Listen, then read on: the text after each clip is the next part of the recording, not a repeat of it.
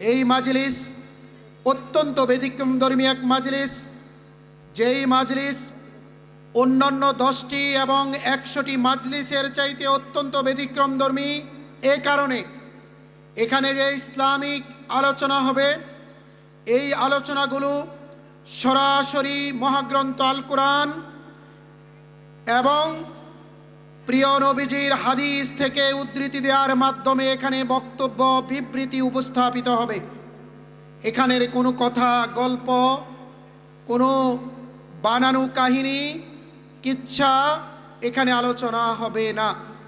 সুতরাং এই মহতি উদ্যোগে যারা বিভিন্নভাবে শরিক হয়েছেন এবং যারা এখানে আগমন করেছেন, এখানে বক্তব্য শোনার মধ্য দিয়ে নিজের জীবনকে পরিবর্তন করার জন্য যারা সিদ্ধান্ত গ্রহণ করে এখানে একত্রিত হয়েছেন, এটা আল্লাহর দয়া এবং অনুগ্রহ ছাড়া আর কিছু নয়। আল্লাহ রাব্বুল আলামিন যাদেরকে ভালোবাসেন, পছন্দ করেন, তাদেরকে তার দ্বীনের পথে যত্ন করে আন্তরিকতার সাথে এগিয়ে নিয়ে আসেন।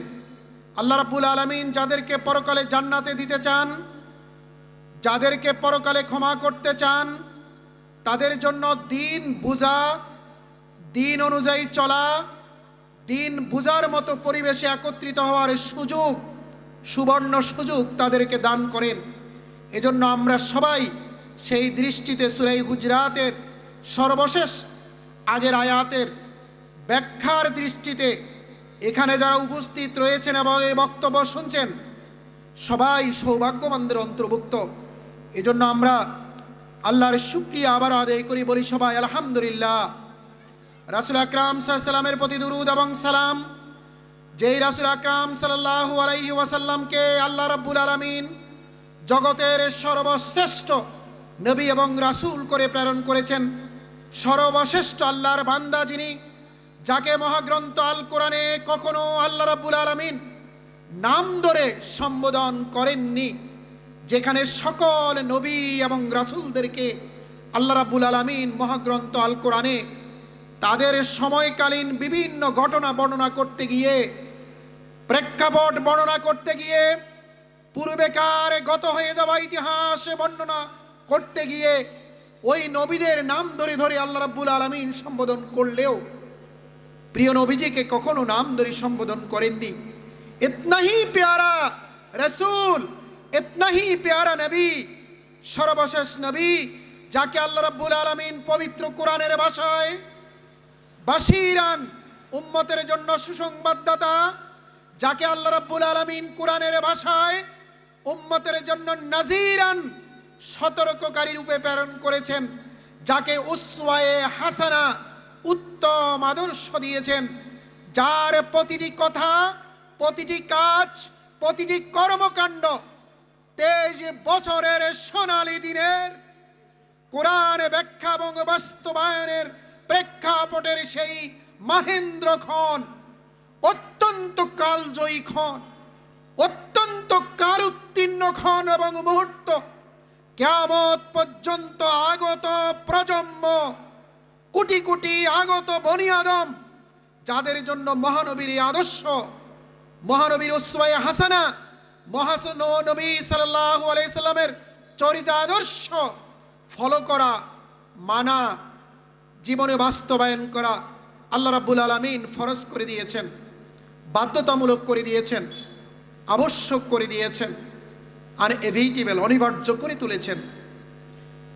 যেখানে মহানবীর আদর্শ ছাড়া, মহানবীর কোরআনের লিটারেচারের ব্যাখ্যা ব্যতীত সওয়াবের আশায় ইবাদতের নামে কোনো কর্মকাণ্ড কেউ যদি করে, সেটা আল্লাহর দরবারে কখনো গ্রহণযোগ্য হবে না, মামনু, মারদুদ, পরিত্যাজ্য, যেটাকে বেদাত হিসেবে বলা হয়েছে।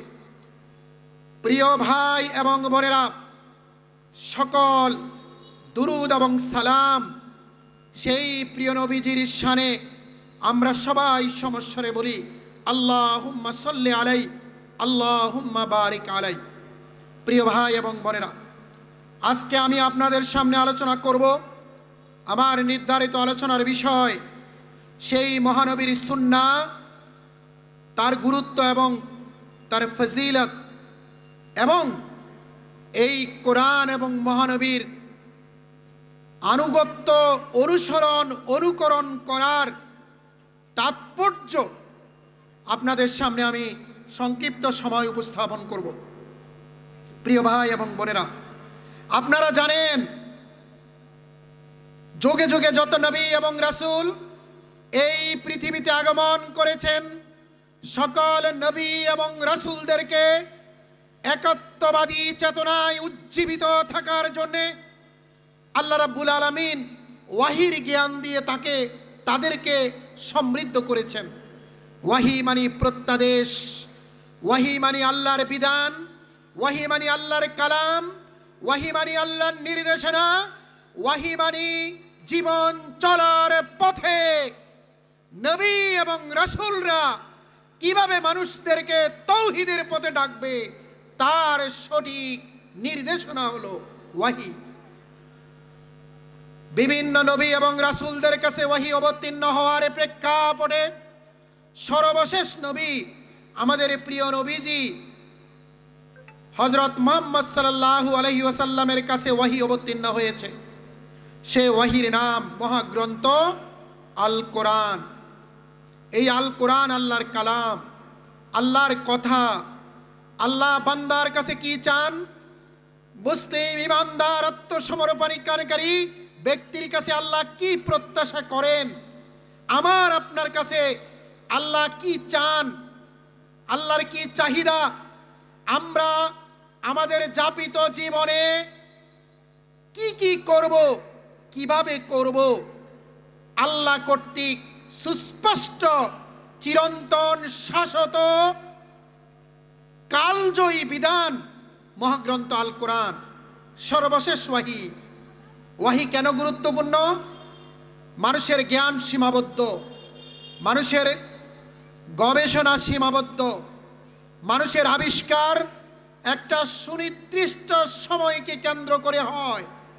সময়ের ব্যবধানে মানুষের জ্ঞান, মানুষের গবেষণা এবং আবিষ্কার তার আবেদন হারায়। আজ থেকে 200, 400, 500, 600, 800 বছর আগে এই মুঘলরা এই অঞ্চল শাসন করেছে, সুলতানরা সুলতানি আমলে এই অঞ্চল শাসন করেছে।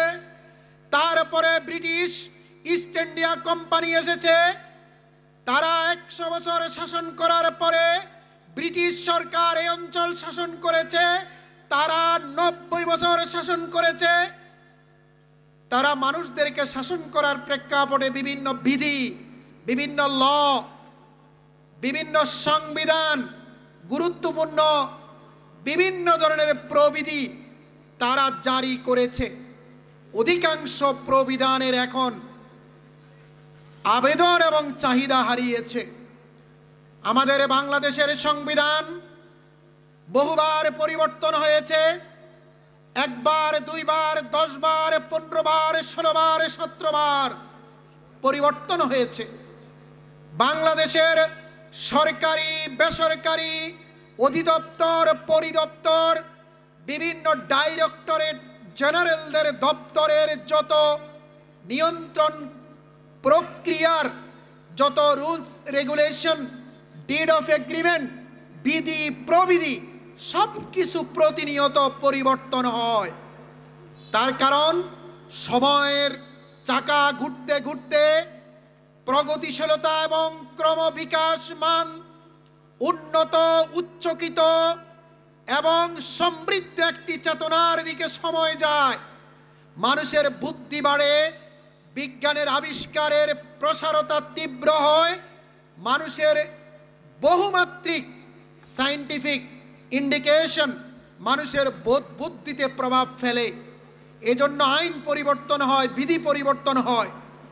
কিন্তু যে আল্লাহ রাব্বুল আলামিন আমাদেরকে সৃষ্টি করেছেন, সেই আল্লাহ রাব্বুল আলামিন আমরা এই পৃথিবীতে কিভাবে বাস করব, কিভাবে থাকব, কিভাবে ইবাদত বন্দেগী করব, কিভাবে তাকে ডাকব, কিভাবে তার নৈকট্য বান্দা হিসেবে নিজেদেরকে প্রস্তুত করব, কিভাবে এই পৃথিবীকে বাসযোগ্য করব, কিভাবে নিরন্ন নিরস্ত্র অসহায় মানুষের জন্য আমরা সুশাসন নিশ্চিত করব, ইনসাফ প্রতিষ্ঠা করব, কিভাবে আমাদের ইহকালের যাবতীয় কাজকে সুষ্ঠু সুন্দরভাবে করার মধ্য দিয়ে পরকালে আল্লাহর জবাবদিহিতার সম্মুখীন হয়ে আমরা মসৃণভাবে জান্নাত লাভ করব।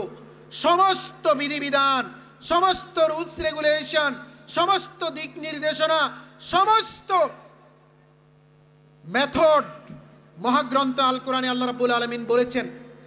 আজ থেকে 1450 বছর আগে যেই কোরআন অবতীর্ণ হয়ে যে বিধান দিয়েছে, বিজ্ঞানের তীব্র ক্রম বিকাশমান প্রসারতা কোরআনের কোনো বিধানকে, রাসূলের দেখানো কোনো সুন্নাহকে বাস্তবতা বিবর্জিত অথবা ভারসাম্যহীন অথবা অপ্রয়োজনীয় করে তুলে ধরতে পারেননি।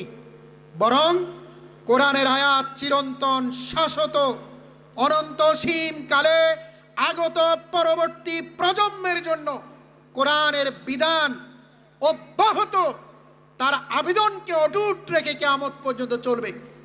প্রিয় ভাইরা আমার, মানুষ তার যেই পরিবারে জন্মলাভ করে, যেই পরিবেশে বেড়ে ওঠে, যেই যতটুকু তার পড়াশোনা থাকে, যত অভিজ্ঞতা সে সঞ্চয় করে, অভিজ্ঞতা, পরিবেশ, প্রকৃতি, এখান থেকে যে জ্ঞান সে অর্জন করে, অ্যাকোয়ার করে, অ্যাচিভ করে, এইগুলো থেকে তার আরেকটা বোধ তৈরি হয়।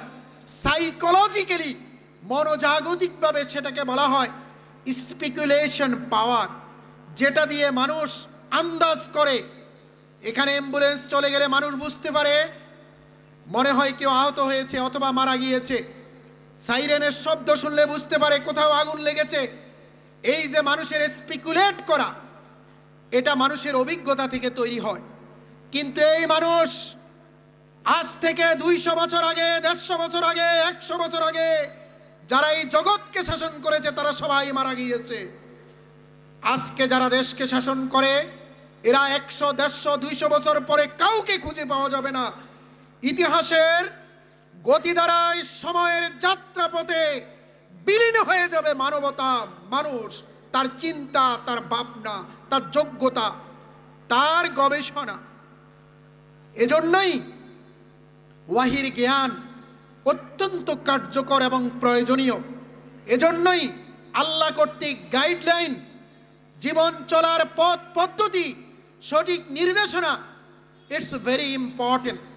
কারণ মানুষ বদলাবে, পরিবেশ বদলাবে, সরকার পরিবর্তন হবে, যুবক, তরুণ, বৃদ্ধ হবে, মারা যাবে, পরবর্তী প্রজন্মের জন্ম হবে, অঙ্কুরোদ্গম শৈশব থেকে পরবর্তী সন্তানেরা বেড়ে উঠবে, শিক্ষিত হবে। বৈষয়িক বিভিন্ন বিধিবিধান পরিবর্তন হলেও ইসলামের কোনো বিধিবিধান পরিবর্তন হবে না। এটা কালজয়ী, কালোত্তীর্ণ, এটা চিরন্তন এবং শাশ্বত। এজন্যই আল্লাহ রাব্বুল আলামিন নবীকে সম্বোধন করে বলেছেন, হে নবী, ইত্তাকিল্লাহ, তুমি আল্লাহকে ভয় করো, ওয়ালা তুতিউল কাফিরিন ওয়াল মুনাফিকিন। 3টি সেগমেন্টে এই ধরনের আয়াত মহাগ্রন্থ আল কোরআনে এসেছে। প্রথম সেগমেন্টে সুস্পষ্টভাবে যারা আল্লাহকে অস্বীকার করে, নবীকে সম্বোধন করে বলা হয়েছে, নবী, তাদের আনুগত্য করবেন না, তাদের কথা শুনবেন না, তারা জীবনযাপনে যেভাবে চলে সেভাবে আপনি চলবেন না। ওয়াল মুনাফিকিন, যারা আপনার ডানে বামে থাকবে, ঈমান এনেছে বলে ঘোষণা দিবে, কিন্তু রিয়েলি এরা ঈমানদার হবে না, এই সমস্ত কপটচারী মুনাফিকদের আনুগত্য করবেন না।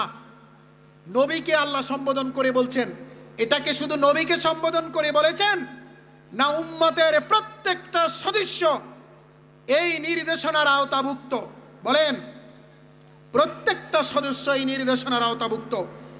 এবং তারপরে আল্লাহ বলছেন, ওয়াত্তাবি', আপনি অনুসরণ করুন, মা ইউহা ইলাইকা মির রাব্বিকা, আপনার প্রভুর পক্ষ থেকে যে ওয়াহি আপনাকে দেওয়া হয়েছে, যেই প্রত্যাদেশ আপনাকে দেওয়া হয়েছে, যেই কোরআন, যেই রিভিলড নলেজ আপনার কাছে এসেছে, সেটার অনুসরণ করুন। তাহলে নবীকে আল্লাহ সম্বোধন করে বলছেন ওয়াহির অনুসরণ করুন। নবীকে সম্বোধন করার মধ্য দিয়ে পুরো উম্মতে মুহাম্মদীকে ইনক্লুড করা হয়েছে, অন্তর্ভুক্ত করা হয়েছে। প্রিয় ভাইরা আমার, আল্লাহ আরো বলেছেন, প্রথম আয়াতে বলেছেন কাফিরদেরকে, মুনাফিকদেরকে আপনি আনুগত্য করবেন না, এরা যে সমস্ত কার্যক্রম করে এগুলো কখনো আপনি করবেন না। তারপরে আল্লাহ বলছেন ইত্তাবিউ মা উহিয়া ইলাইকা মির রাব্বিকা লা ইলাহা ইল্লাহু ওয়ারিজ আনিল মুশরিকিন। আপনি ওয়াহির অনুসরণ করুন, আপনার প্রভুর পক্ষ থেকে যে ওয়াহি আপনার কাছে এসেছে, এবং আপনি যারা পৌত্তলিক, যারা দেবদেবীর উপাসনা করে, যারা বহু আল্লাহতে বিশ্বাস করে, যারা আল্লাহর সাথে শরীক করে, সেই মুশরিকদের আনুগত্য অনুসরণ আপনি করবেন না, বরং তাদেরকে আপনি এড়িয়ে চলবেন। থার্ড সেগমেন্টে আল্লাহ রাব্বুল আলামিন বলছেন সুম্মা জাআলনাকা আলা শারিআতিন মিনাল আমর ফাত্তাবি'হা ওয়া লা তাত্তাবি' আহওয়া আল্লাযিনা লা ইয়ালামুন। হে রাসূল, আমি তোমাকে দিনের এক বিশেষ বিধানের উপর প্রতিষ্ঠিত করেছি, তুমি তার অনুসরণ করো এবং তুমি অনুসরণ করবে না ওই সমস্ত লোকদের যারা খেয়াল খুশি মতো চলে, যারা খেয়াল খুশির তাদের ভেতরগত রিপুর তাড়নায় চলে, তাদের অনুসরণ করবে না। এখানে মুসলিম নামদারি, মুসলিম পরিবারে বেড়ে ওঠা মুসলিম নামদারি ছেলে মেয়ে যারা জীবনযাপনে কোরআনকে উপজীব্য বিষয় হিসেবে নেয় নাই, হাদিসকে গুরুত্বপূর্ণ বিষয় হিসেবে নেয় নাই, যাদের চলার পথ পদ্ধতি কোরআন এবং হাদিস নয়, বরং দীর্ঘক্ষণ খেলা দেখে, দীর্ঘক্ষণ সিনেমা দেখে, দীর্ঘক্ষণ নর্তকীর নাচ দেখে, দীর্ঘক্ষণ ক্লাবে থাকে, দীর্ঘক্ষণ অপচয় সময় নষ্ট করে, দীর্ঘক্ষণ মানুষকে গালিগালাজ করে, কষ্ট দেয়, ওই বস্তুবাদী, ভোগবাদী, বৈষয়িক চিন্তা ভাবনা যারা বিভোর, রাসূলকে সম্বোধন করে আল্লাহ বলছেন এই লোকগুলোর অনুসরণ আপনি করবেন না। প্রিয় ভাইরা আমার, মুসলিমের যুবক এবং তরুণ এবং সর্বশ্রেণীর মানুষের উদ্দেশ্যে আমি যে কথা বলতে চাই, আল্লাহ এখানে তিনটা সেগমেন্টে মানুষদেরকে, তিন শ্রেণীর লোকদেরকে এড়িয়ে চলার জন্য সুস্পষ্টভাবে বলেছেন। এক নাম্বার, যারা কাফির। আজকে যারা কাফির তারা বিশ্বকাপ খেলা খেলে, যারা কাফির তারা সিনেমা তৈরি করে, যারা কাফির তারা নবী রাসূলকে গালি দেয়, তারা ইসলামের বিরুদ্ধে আচরণ করে, ইসলামী হুকুমত শাসন ব্যবস্থার বিরুদ্ধে আচরণ করে, তারা শিরকের বাজারজাত করে, তারা কুফুরের মার্কেটিং বা বাজারজাত করে। কিন্তু ওই সমস্ত নায়ক নায়িকা, খেলোয়াড়, এটা আমাদের ছেলে মেয়েদের মডেল, এরা আমাদের ছেলেমেয়েরা, মুসলিম যুবক আর তরুণরা তাদেরকে ফলো করে। সুস্পষ্টভাবে কোরআনে বলা হয়েছে তাদেরকে ফলো করবে না, তাদেরকে এড়িয়ে যাবে। তারপরে বলা হয়েছে মুনাফিক। আজকে মুসলিমে প্রত্যেকটা পরিবারে হৃষ্টপুষ্ট হ্যান্ডসাম মুনাফিক রয়েছে, যারা 5 ওয়াক্ত সালাত আদায় করে না, যারা কোরআন অধ্যয়ন করে না, যারা নিয়মিত বিভিন্ন ধরনের হিন্দি, ইন্ডিয়ান খারাপ কুটনামি সিরিয়াল বসে বসে দেখে, যারা অন্যের আল ঠেলে, যারা অন্যের অধিকার নষ্ট করে, যারা জুলুম করে, যারা মিথ্যা বলে, যারা প্রবঞ্চনা করে, যারা প্রতারণা করে, যারা ওজনে কম দেয়, এই ধরনের হৃষ্টপুষ্ট হ্যান্ডসাম প্রচুর পরিমাণ মুনাফিক প্রত্যেকটা ঘরে রয়েছে। পিতামাতারা তাদের অনুসরণ করে, কারণ তারা টাকা পাঠায় বিদেশ থেকে। সেই সালাত আদায় করে কিনা, সেই ইবাদত বন্দেগী করে কিনা, সেই বিশুদ্ধ আকীদা পোষণ করে কিনা, শিরিক মুক্ত ইবাদত বন্দেগীতে অভ্যস্ত কিনা, সেই সুন্নাহর পাবন্দি করে কিনা, তার আমল ঠিক আছে কিনা, মুখে দাঁড়িয়ে আছে কিনা, ইবাদত বন্দেগী করে কিনা, সত্যাশ্রয়ী সৎকর্মশীল কিনা, এই বোধ, এই চিন্তা, এই ভাবনা অনেক মুসলিম মুরব্বী অভিভাবকের ভিতরে কাজ করে না। শুধু টাকা দিবে, শুধু পয়সা পাঠাবে, শুধু সাপোর্ট শেল্টার দিবে, মেডিকেল অ্যাসিস্ট্যান্স এনশিওর করবে, বৃদ্ধ বয়সে সাপোর্ট দিবে, বাস ছেলে খুব ভালো। প্রিয় ভাইরা আমার, 3 নম্বর সেগমেন্টে বলেছে মুশরিক যারা পরিবারে ঝাড়ফুঁক, তাবিজ, তুরবান, বিভিন্ন ধরনের শিরকি তৎপরতায় লিপ্ত, এই সমস্ত ছেলেদের, নাতিপুতিদের, ভাতিজাদের, স্ত্রীদের, স্বামীদের এরা এড়িয়ে চলবে না, একসাথে বসবাস করবে। একটা পরিবারে দেখা গেল কোরআনের বক্তব্য অনুযায়ী মুনাফিক আছে, একটা পরিবারে দেখা গেল কোরআনের বক্তব্য অনুযায়ী মুশরিক আছে, ক্ষেত্র বিশেষে অনেক হৃষ্টপুষ্ট কাফিরও আছে। অনেক মুসলিম নাম তার আব্দুল কাদের, কিন্তু সে হৃষ্টপুষ্ট কাফির। একটা কাফিরের জীবন আচরণ, কাফিরের চলার পথ পদ্ধতি, তার স্টাইল, স্ট্র্যাটেজি, তার লাইফ স্টাইল, যেইভাবে, যেই ডিজাইনে, যেই রূপে, যেইভাবে 24 ঘন্টা সময় সে ব্যয় করে, একজন মুসলিম গড়ে জন্মলাভ করা ইমানদার মুমিন মুসলিমের ছেলেও যদি কাফিরের মতো জীবন যাপন করে, যদি পৌত্তলিকের মতো জীবন যাপন করে, যদি মুনাফিক, হৃষ্টপুষ্ট মুনাফিকের মতো জীবন যাপন করে, তাহলে আল্লাহর কাছে, ইসলামের দৃষ্টিতে, কোরআন হাদিসের দৃষ্টিতে সে কিন্তু ঠিকই কাফির, ঠিকই মুশরিক, ঠিকই মুনাফিক। কিন্তু আমরা সন্তান হিসেবে তাদেরকে লালন পালন করছি, আমরা ইহুদি খ্রিস্টান বানাচ্ছি, আমরা মুনাফিককে হৃষ্টপুষ্ট করছি খাইয়ে খাইয়ে। প্রিয় ভাইরা আমার, লাস্টে বলা হয়েছে দিনের এক শক্তিশালী বিতের উপর হে রাসূল আমি আপনাকে দাঁড় করিয়েছি, বিধান দিয়েছি, আপনি বিধানের অনুসরণ করুন, কোরআনকে ফলো করুন। যতদিন কোরআন অবতীর্ণ হয়েছে, যতদিন ওয়াহি অবতীর্ণ হয়েছে, প্রত্যেকটা ইমানদার মুমিন মুসলিম রাসূলের সময়কার সবাই রাসূল সহ শুরু করে কোরআনকে ফলো করেছেন। ইবনে মাসউদ রাদিয়াল্লাহু তাআলা তিনি বলেন, আমি নবী পাক সাল্লাল্লাহু আলাইহি সাল্লামের সাথে মদিনায় এক শস্য ক্ষেত্রে ছিলাম। তিনি এক খেজুরের ঢালের উপর ভর দিয়ে ইহুদিদের একটি দলের নিকট যাচ্ছিলেন। তাদের কেউ বলল তাকে রূহ সম্পর্কে জিজ্ঞেস করো, আর কেউ বলল তাকে জিজ্ঞেস করো না, এতে তোমাদের এমন উত্তর শুনতে হবে তোমাদের অপছন্দ হতে পারে। অতঃপর এক ব্যক্তি তার কাছে এসে জিজ্ঞাসা করলো, হে আবুল কাসেম, আপনি বলুন রূহ কি? রাসূল সাল্লাল্লাহু আলাইহি সাল্লাম চুপ ছিলেন, আসমানের দিকে তাকিয়ে থাকলেন। ইবনে মাসউদ বলেন, কিছুক্ষণ পর আমি দেখলাম রাসূল ঠোঁট নাড়ছেন। কোরআনের ওয়াহি অবতীর্ণ হলো, ইয়াসআলুনাকা আনির রূহ কুলির রূহু মিন আমরি রাব্বি। হে রাসূল, লোকজন আপনাকে রূহ নিয়ে প্রশ্ন করে, আপনি বলুন রূহ আমার আদেশ। এই হাদিসের মাধ্যমে, ইবনে মাসউদের এই হাদিসের বিবৃতির প্রেক্ষাপটে যেই বিষয়টি আমাদের কাছে ফুটে ওঠে সেটা হলো, রাসূলকে বিভিন্ন ধরনের প্রশ্ন করেছেন আরবের তৎকালীন সমাজের বিভিন্ন ধরনের শ্রেণী পেশার লোকজন। ইয়াসআলুনাকা আনিল খামারি ওয়াল মাইসার, ইয়াসআলুনাকা আনিল ইয়াতামা, ইয়াসআলুনাকা আনিল আনফাল, আম্মা ইয়াতাসাআলুন আনিন নাবাইল আযীম। এইভাবে বিভিন্ন ধরনের প্রশ্ন রাসূলকে করেছেন। ওই প্রেক্ষাপটে কোরআন অবতীর্ণ হয়েছে। যতক্ষণ না কোরআন অবতীর্ণ আসমান থেকে না হচ্ছে, ততক্ষণ পর্যন্ত রাসূল মুখ খুলে একটি শব্দও উচ্চারণ করেননি। অপেক্ষায় ছিলেন, আসমানের দিকে তাকিয়েছিলেন, ওয়াহির দিকে তাকিয়েছিলেন, আল্লাহর দিকে তাকিয়েছিলেন। আল্লাহ কি বলতে চান সেই দিকে তার দৃষ্টিপাত ছিল। প্রিয় ভাইরা আমার, রাসূল সাল্লাল্লাহু আলাইহি সাল্লামের ব্যাপারে আল্লাহ রাব্বুল আলামিন সূরা নাজমে সুস্পষ্টভাবে ঘোষণা দিয়েছেন এইভাবে, ওয়ামা ইয়ান্তিকু আনিল হাওয়া ইন হুয়া ইল্লা ওয়াহয়ু ইউহা।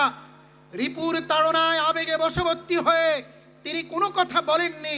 তিনি যা বলেছেন তা আল্লাহর পক্ষ থেকে ওয়াহি, প্রত্যাদেশ, revealed knowledge, information of Almighty Allah সুবহানাহু ওয়া তাআলা এলন, এক আল্লাহর ইনফরমেশন। যতদিন রাসূল সাল্লাল্লাহু আলাইহি সাল্লাম বেঁচে ছিলেন, সাহাবীরা রাসূলের ডানে বামে, রাসূলের সোহবতে জীবন যাপন করেছেন। কোরআনের ব্যাখ্যা দিয়েছেন রাসূল। সাহাবীরা এই ব্যাখ্যা পড়ে শুনে আত্মস্থ করে জীবনকে সমৃদ্ধ করেছেন। এবং রাসূল সাল্লাল্লাহু আলাইহি ওয়াসাল্লামের ইন্তেকালের পরে সাহাবীরা সর্বপ্রথম দেখতেন কোনো উদ্ভুত বিষয় তাদের সমাজে ঘটলে হলে সংগঠিত হলে সেটা কোরআনে আছে কিনা, রাসূল সাল্লাল্লাহু আলাইহি ওয়াসাল্লাম বলেছেন কি না। যদি কোরআনে পেত, দ্যাটস এনাফ, তারা সেটা ফলো করত। যদি কোরআনে না পেত, তখন তারা রাসূলের জীবদ্দশায় সেটাকে খুঁজতে যেত। সাহাবীদের মাঝে আলোচনা, পর্যালোচনা, পরামর্শ করত। ইবনে আব্বাস রাদিয়াল্লাহু তাআলা আনহু থেকে বর্ণিত, তিনি বলেন, একদা এক পাগলি ওমর রাদিয়াল্লাহু তাআলা আনহুর কাছে আনা হলো। সেই পাগলিটি ব্যভিচারী ছিল। তাই তার ব্যাপারে ওমর রাদিয়াল্লাহু তাআলা আনহু সাহাবায়ে কেরামের পরামর্শ চাইলেন। সাহাবায়ে কেরামদের পক্ষ থেকে এই মর্মে উপস্থিত সভাসদবর্গ সাহাবীদের মধ্য থেকে নতুন কোনো পরামর্শ না আসায় তিনি এই পাগলিকে হত্যা করার জন্য নির্দেশ দিলেন, যেহেতু সে ব্যভিচারী ছিল। অর্বাচীন ছেলেমেয়েরা এই পাগলির পিছে পিছে ছুটছে। পাহাড়ের পাদদেশে নিয়ে যাওয়া হলো এই সাহাবীদের কোলাহলে এই পাগলিটাকে, তাকে হত্যা করা হবে, রজম মারা হবে, পাথর মেরে হত্যা করা হবে ব্যভিচারের জন্যে। ওই পথ দিয়ে আসতেছিলেন আলী রাদিয়াল্লাহু তাআলা আনহু। তিনি এই কোলাহল দেখে জিজ্ঞেস করলেন, এখানে এত কোলাহল কেন? এই পাগলিকে কোথায় নিয়ে যাওয়া হচ্ছে? তার কি হয়েছে? তখন লোকজন বলল, এই পাগলি ব্যভিচার করেছে, তাকে হত্যা করা হবে। তিনি বললেন, এটা কে বলেছে? তাকে বলা হলো, এটা আমিরুল মুমিনিনের নির্দেশ। ওমর রাদিয়াল্লাহু তাআলা আনহু আমিরুল মুমিনিন এই নির্দেশ দিয়েছেন, যেহেতু মহিলা ব্যভিচার করেছে তাকে হত্যা করা হবে পাথর মেরে। আলী রাদিয়াল্লাহু তাআলা আনহু বললেন, কোথায় আমিরুল মুমিনিন?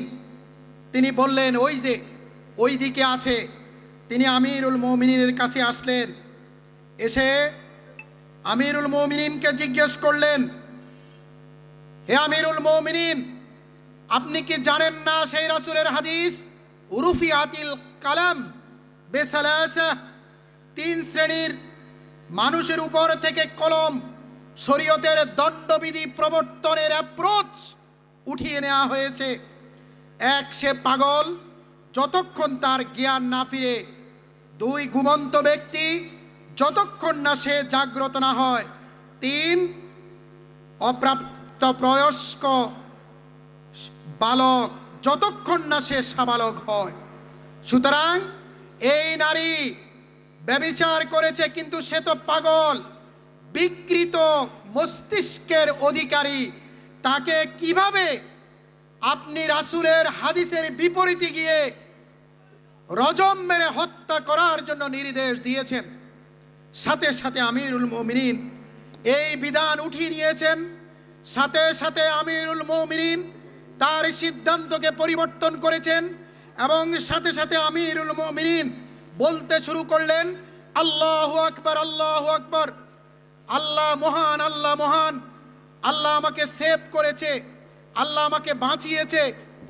এই নির্ঘাতে নির্জলা মিথ্যা বিধান দেয়া, এটা থেকে আল্লাহ আমাকে মুক্ত করেছে।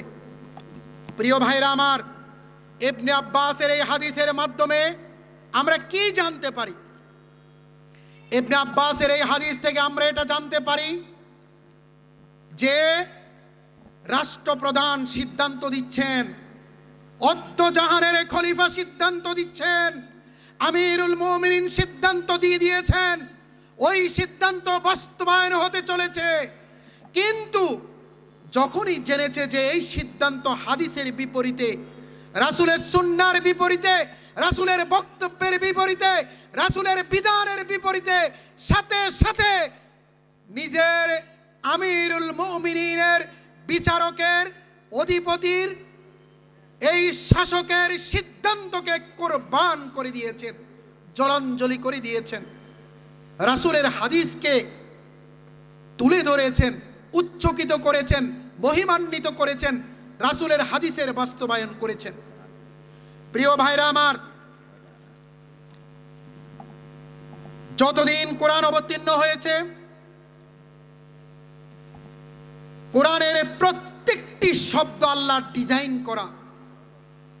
রাসূলকে আল্লাহ কি বলেছে জানেন? লাউ তাকাওয়ালা আলাইনা বা'দাল আকাবিল লা আখাযনা মিনহু বিল ইয়ামিন। রাসূল যদি নিজের মনের মতো করে কোনো কথা বলতেন, কোরআনে অ্যাড করতেন আয়াত, তাহলে আমি তার ডান হাত পাকড়াও করতাম, ধরে ফেলতাম, তার হৃৎপিণ্ডের শিরা আমি কেটে দিতাম। এবং এই কাজ করতে গিয়ে জগতে, মানব সভ্যতার ইতিহাসে কেউ আমাকে অসহায় করতে পারত না।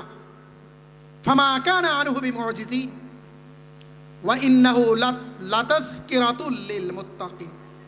প্রিয় ভাইরা আমার, এটা হলো সেই কোরআন। এই কোরআনের প্রত্যেকটা বিধান ইমানদারদের জন্য ফরজ, আবশ্যক। এটাই একমাত্র আল্লাহ কর্তৃক নির্দেশক। প্রত্যেকটি ইমানদার মুমিন মুসলিম কোরআন পড়বে, কোরআন জানবে, কোরআনের অর্থ পড়বে, তাফসীর পড়বে। It's mandatory, it's obligatory. এটা বাধ্যতামূলক, এটা ফরজি আইন। প্রিয় ভাইরা আমার, এই কোরআন আল্লাহ রাব্বুল আলামিন এই কোরআনে রাসূল সাল্লাল্লাহু আলাইহি সাল্লাম সম্পর্কে বলছেন, তোমরা হে আল্লাহকে যারা প্রভু হিসেবে স্বীকার করে নিয়েছো, ইয়া আইয়ুহাল্লাযীনা আমানু আতিউল্লাহ ওয়া আতিউর রাসূল, তোমরা আল্লাহর আনুগত্য করো, রাসূলের আনুগত্য করো। এই যে রাসূলের আনুগত্য কেন? কারণ তার কাছে ওহী এসেছে। কেন রাসূলের আনুগত্য? কারণ তিনি বলেছেন এটা কোরআন। হেরা গুহায় ধ্যানমগ্ন অবস্থায় তার কাছেই ওহী এসেছে। কেন রাসূল খুব ইম্পর্টেন্ট? কেন রাসূলের আনুগত্য খুবই গুরুত্বপূর্ণ? কেন? কেন? এই কারণে, কারণ কোরআনের প্রত্যেকটা সম্বোধন, কোরআনের প্রত্যেকটা বক্তব্যের ধরন, প্রক্রিয়া রাসূলকে সামনে রেখে, রাসূলকে কেন্দ্র করে, রাসূলকে সম্বোধন করে। ইন্নাহু লাতানযীরুম মির রাব্বিল আলামিন নাযালা বিহির রূহুল আমিন আলা কলবিকা লিতাকুনা মিনাল মুনজারিন। এটা হলো আল্লাহর পক্ষ থেকে আসমানি কিতাব, জিবরাইল আমিনের মাধ্যমে অবতীর্ণ হয়েছে। নাযালা বিহির রূহুল আমিন আলা কলবিকা লিতাকুনা মিনাল মুনজারিন। হে রাসূল, আপনার অন্তঃকরণে। কার অন্তঃকরণে? রাসূলের অন্তঃকরণে। রাসূল খুব ইম্পর্টেন্ট। এজন্য রাসূলের আনুগত্য করো। যখনই বলবে কোরআন আনুগত্য করো আল্লাহর, তখন ফলো দা কোরআন। যখন বলবে আনুগত্য করো রাসূলের, তখন ফলো দা রাসূল। জগতে কোনো পীর মুর্শিদ, ওলি আবদাল, গাউস কুতুব, ফির ফকির, তাদের আনুগত্য করতে বলা হয় নাই। বলা হয়েছে কোরআন এবং হাদিসে, কোরআন এবং রাসূলের সুন্নাত, আল্লাহ এবং তার প্রিয় প্রেরিত সর্বশেষ পয়গম্বরে যাকে ওহী দেওয়া হয়েছে তার আনুগত্য। কারণ প্রত্যেকটা মানুষের জ্ঞান সীমাবদ্ধ, চিন্তা সীমাবদ্ধ, আবেগ সীমাবদ্ধ। নির্দিষ্ট একটা সময়ের জন্য একটা নির্ধারিত সময় সে অবস্থান করে জগতে। সুতরাং সে কখনো মডেল হতে পারে না, সে কখনো আদর্শ হতে পারে না। তার কথা, তার বাণী, তার বক্তব্য, তার নির্দেশনা, তার চরিতাদর্শ কখনো কালজয়ী আদর্শ হতে পারে না।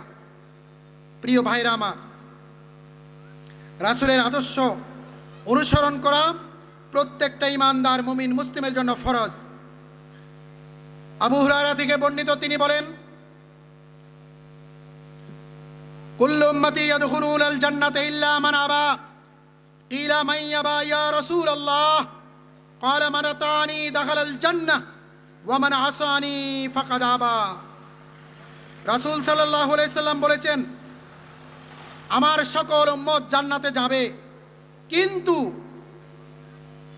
তারা ব্যতীত যারা অস্বীকার করে, রাসূলকে প্রশ্ন করা হয়েছে, হে আল্লাহর রাসূল, কে আপনাকে অস্বীকার করে? তখন তিনি বললেন, মান আতানি দাখালাল জান্নাহ, যেই ব্যক্তি আমার আনুগত্য করে, আমার আদর্শকে আদর্শ মনে করে, জীবন চলার পথে আমার আদর্শই যার নিয়ামক শক্তি, সঞ্জীবতা, প্রাণ শক্তি আমার আদর্শ থেকে যে নেয়, সে আমাকে আনুগত্য করে, সেই জান্নাতে যাবে। ওয়ামান আসানি ফাকাদ আবা, আর যেই ব্যক্তি আমার অবাধ্য হয়, সেই ব্যক্তি অস্বীকার করে, সেই জাহান্নামে যাবে। প্রিয় ভাইরা আমার, আমরা সবাই এখন বলি যে আমরা তো রাসূলের আনুগত্য করি, আমরা তো রাসূলকে মানতে চাই। কিন্তু আপনি যদি রাসূলকে মানতে চান, তাহলে আমি বলবো, শাহ ওলিউল্লাহ মুহাদ্দিস দেহলভী রহমতুল্লাহ আলাইহি বলেন, জেনে রাখো, চতুর্দশ শতাব্দী হিজরির আগে, চতুর্থ হিজরি শতাব্দীর আগে লোকেরা নির্দিষ্ট একটি বিদ্বানের মাযহাবের মুকাল্লিদ তথা অন্ধ অনুসারী ছিল না। কোনো সমস্যা সৃষ্টি হলে লোকেরা যে কোনো আলেমের নিকট থেকে ফতুয়া জেনে নিত। এই ব্যাপারে এককভাবে কোনো মাযহাবকে তারা ফলো করত না। সুতরাং আমরা সবাই বলি আমরা রাসূলকে মানি, আমরা রাসূলের আনুগত্য করি, আমরা রাসূলের সুন্নাহকে গুরুত্ব দিই, আমরা সবাই বলি। কিন্তু রাসূলের জীবদ্দশায় যেই কাজ সংগঠিত হয় নাই, সেটা মিলাদ বলেন, কিয়াম বলেন, চল্লিশা বলেন, 3 দিন না খানা বলেন, সেটা জশ্নে জুলুস বলেন, সেটা মাজার বলেন, তাবিজ বলেন, কবজ বলেন, সেটা উরুস বলেন, যেটাই আপনি বলেন, রাসূলের সাহাবীরা কি রাসূলকে কম ভালোবাসতেন? যেই আবু বকরের শানে পবিত্র কোরআনের 20 খানের উপরে আয়াত আছে, ওমরের শানে পবিত্র কোরআনে 18 থেকে 22 খানের উপর আয়াত রয়েছে, যাদের পরামর্শ কোরআনে আয়াত হিসেবে আল্লাহ অবতীর্ণ করেছেন, কোরআনের আয়াত হয়ে গেছে তাদের পরামর্শ, তারা রাসূলকে কি কম ভালোবাসতেন?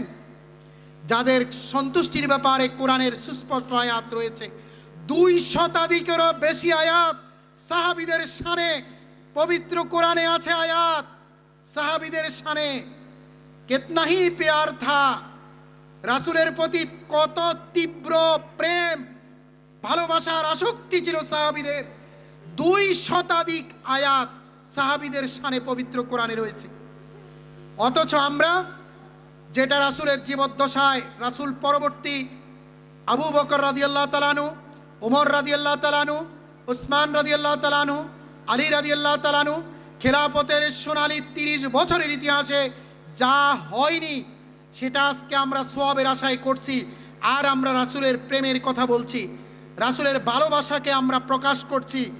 আমরা আমাদের কথা আচরণ, আমাদের অনুষ্ঠান, আমাদের বিভিন্ন ধরনের ধর্মীয় আনুষ্ঠানিকতার ভিতর দিয়ে আমরা এটা প্রচার প্রকাশ করছি যে আমরা রাসূলকে খুবই ভালোবাসি। এজন্য আমরা রাস্তায় তাজিয়া মিছিল করছি, এজন্য আমরা রাস্তায় জশ্নে জুলুস করছি, এজন্য আমরা উরুস দিচ্ছি, এজন্য আমরা মাজার প্রতিষ্ঠা করেছি, এজন্য আমরা কচ্ছপের সমাহার করেছি, এজন্য আমরা মাজারে বিভিন্ন ধরনের লাল সুতার ব্যবস্থা করেছি, এজন্য বিভিন্ন ধরনের কার্যক্রম আমরা করছি রাসূলকে ভালোবেসে। অথচ রাসূলের ইন্তেকালের প্রায় 300-400 বছরের মধ্যে কোনো মানুষ নির্দিষ্ট কোনো মাযহাবের অনুসারী ছিল না। প্রিয় ভাইরা আমার, আপনারা শুনলে অবাক হবেন, ইমাম আবু হানিফা সর্বশ্রেষ্ঠ মুহাদ্দিস এবং ইসলামিক স্কলার ছিলেন সেই কালে, এবং 4 মযহাবের প্রথম মযহাবের প্রবর্তক ইমাম আবু হানিফাকে বলা হয়। ইমাম আবু হানিফা রাহিমাহুল্লাহ রাসূল সাল্লাল্লাহু আলাইহি ওয়াসাল্লামের মৃত্যুর প্রায় 69 বছর পর 80 হিজরিতে জন্ম লাভ করেছেন। তাহলে রাসূলের ইন্তিকালের 80 হিজরিতে ইমাম আবু হানিফার জন্ম হলে রাসূলের ইন্তিকাল থেকে শুরু করে 80 বছর পর্যন্ত কোন মাযহাব ছিল, কোন মাযহাবের অনুসারী ছিল লোকজন? তখন কে ইমাম ছিল? লোকজন কোন ইমামের অনুসারী ছিল? ইমাম আবু হানিফা 80 হিজরিতে জন্ম লাভ করলে জন্ম লাভের সাথে সাথেই শৈশব থেকে, শিশু বয়স থেকেই তিনি কি নিজেকে এই ঘোষণা দিয়েছেন যে আমি ইমাম? আমি এই ইমাম আবু হানিফা নামক এক মাযহাবের প্রবর্তক, তিনি কি এই ঘোষণা দিয়েছেন? কোনো কিতাবে এই ধরনের কোনো লেখা নেই। ইমাম আবু হানিফা 150 হিজরিতে মৃত্যুবরণ করেছেন কুফা নগরীতে। ইমাম মালিক হযরত মুহাম্মদ সাল্লাল্লাহু আলাইহি সাল্লামের মৃত্যুর 82 বছর পর 93 হিজরিতে জন্ম লাভ করেন। তাহলে 93 হিজরির আগ পর্যন্ত তখন কি মালিকি মাযহাব ছিল? তখন কি অন্য কোনো নির্দিষ্ট মাযহাব ছিল? তখন কি লোকজন বিশেষ কোনো মাযহাবের প্রতি আসক্ত ছিল? ছিল না। ইমাম শাফি রাসূল সাল্লাল্লাহু আলাইহি ওয়াসাল্লামের মৃত্যুর 139 বছর পর 150 হিজরিতে জন্ম লাভ করেন। তাহলে 150 বছর পর্যন্ত মানুষ শাফি মাযহাবের তো অনুসারী ছিল না, কারণ ইমামই তো জন্ম লাভ করেছে 150 বছরে। তখন তো নির্দিষ্ট কোনো মাযহাব ছিল না। তাহলে যেই কালকে রাসূল সাল্লাল্লাহু আলাইহি ওয়াসাল্লাম সবচেয়ে অনুসরণীয়, অনুকরণীয়, আদর্শ কাল, সময়, যুগ বলেছেন, খায়রুল কারনি কারনি সুম্মাল্লাযীনা ইয়ালুনাহুম সুম্মাল্লাযীনা ইয়ালুনাহুম, সর্বশ্রেষ্ঠ যুগ আমার যুগ, সর্বশ্রেষ্ঠ যুগ আমার পরবর্তী যুগ, সর্বশ্রেষ্ঠ যুগ তার যুগ। তাহলে ওই যুগ সর্বশ্রেষ্ঠ, প্রিয় নবীজির মুখনিসৃত বাণী, প্রিয় নবীজির ঘোষণা, সর্বশ্রেষ্ঠ যুগ। ওই যুগে তো কোনো নির্ধারিত ইমাম নেই, কোনো মাযহাবের প্রবর্তক নেই। মানুষ তো তখন সুনির্দিষ্ট কোনো মাযহাবে অনুসারী ছিল না। প্রিয় ভাই সব, ইমাম আহমদ ইবনে হাম্বল রাসূল সাল্লাল্লাহু আলাইহি ওয়াসাল্লামের মৃত্যুর 153 বছর পর 164 হিজরিতে তিনি জন্ম লাভ করেন। 241 হিজরিতে তিনি মারা যান। এই 241 হিজরি পর্যন্ত ইতিহাসে ইমাম আহমদ ইবনে হাম্বলের নামে কোনো মাযহাব আছে বলে কোথাও লেখা নাই। সবচেয়ে সেরা তারিখের গ্রন্থ তারিখুল ইমাম ওয়াল মুলুক ইবনে জারির আত-তাবারির, সেখানে এগুলো লেখা নাই। পৃথিবীর এবং মানব সভ্যতার বিকাশের যত ইতিহাস এবং ইতিহাসবেত্তা এই জগৎ থেকে তিরোহিত হয়ে গিয়েছেন, কালজয়ী যত ইতিহাস এবং ইতিহাসের গ্রন্থ রচনা করে গেছেন, কোথাও 300-350 বছরের পূর্বে সুনির্দিষ্ট কোনো মাযহাবের, ইমামের মাযহাবের অনুসরণের, কোনো প্রবর্তনের, কোনো সিস্টেম, কোনো কথা ইতিহাসে লেখা নেই। প্রিয় ভাইরা আমার, ওই সময় মানুষ কোরআন এবং হাদিসকে ফলো করতেন। কোরআনের সুস্পষ্ট বক্তব্য হলো, ওয়ামা আতাকুমুর রাসূলু ফাখুযুহু ওয়ামা নাহাকুম আনহু ফান্তাহু। রাসূল সাল্লাল্লাহু আলাইহি ওয়াসাল্লাম তোমাদের যা নিয়ে এসেছেন, যা দেন, তা তোমরা গ্রহণ করো। রাসূল যা নিষেধ করেছেন তা থেকে তোমরা বিরত থাকো। সূরা হাসর 59 নম্বর সূরা 7 নম্বর আয়াত।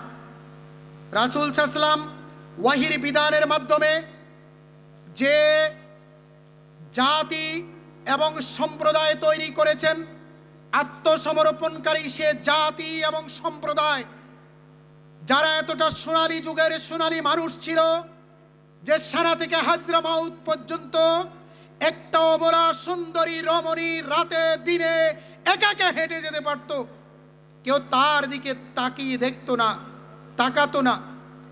এতটা চমৎকার সমাজ তিনি নির্মাণ করেছেন, তৈরি করেছেন, সৃষ্টি করেছেন। এত অল্প সময়, মাত্র 23 বছর, 23 বছরের সময় মানব সভ্যতার ইতিহাসে এমন এক সভ্য মুসলিমের জাতির তিনি জন্ম দিয়েছেন, যারা মানব সভ্যতার ইতিহাসে সোনালী মানুষ হিসেবে খ্যাত, স্বীকৃত। কিয়ামত পর্যন্ত আগত প্রজন্মের পর প্রজন্ম যত মানব জাতির আগমন ঘটবে, তাদের জন্য আদর্শ প্রিয় নবীজির আদর্শ, তাদের জন্য আদর্শ রাসূলের সাহাবাদের আদর্শ। যেই আরবের সমাজে জাহিলিয়াতে অন্ধকারাচ্ছন্ন সমাজ ছিল, যেখানে নারী পুরুষের অধিকার ছিল না, শিশুদের অধিকার ছিল না, বঞ্চিত, নিপীড়িত, নিগৃহীত মানুষের আকাশে বাতাস প্রকম্পিত হয়েছিল, সেই স্ক্যাটার্ড নেশনকে, সেই বিক্ষিপ্ত বিচ্ছিন্ন বেদুইনদেরকে একত্রিত করে এত চমৎকার নৈতিক উন্নত মানের সোনার মানুষে রাসূল পরিণত করেছেন। এ ওয়াহির মাধ্যমে, তার আদর্শের মাধ্যমে, কোরআনিক লিটারেচারের মাধ্যমে, যারা কিয়ামত পর্যন্ত আগত প্রজন্মের জন্য অনুসরণীয় এবং অনুকরণীয়।